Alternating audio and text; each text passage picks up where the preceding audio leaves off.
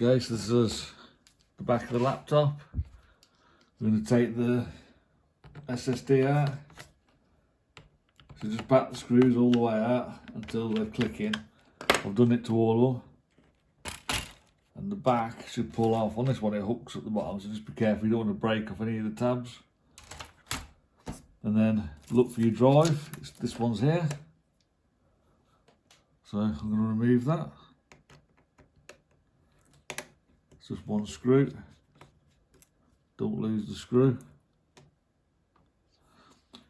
A lot of people say undo the battery, which probably wouldn't be a bad idea, but this looks pretty fragile, so I'm reluctant to do it. And then just pull it out. Like that. You should really be wearing an anti-static strap as well, so you don't damage anything.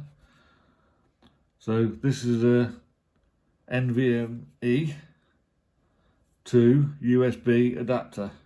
So you just press the top, flicks out, and it gives you a little NVMe port. So it's going to plug it in and make sure it's safe. You could download a cloning tool or boot from USB with a cloning tool and copy it direct from the laptop. But in this case, I've got to take it out and use this new adapter. So that's it, put it in the right way, click it shut. I'll put it in, and now I can connect it USB to any computer.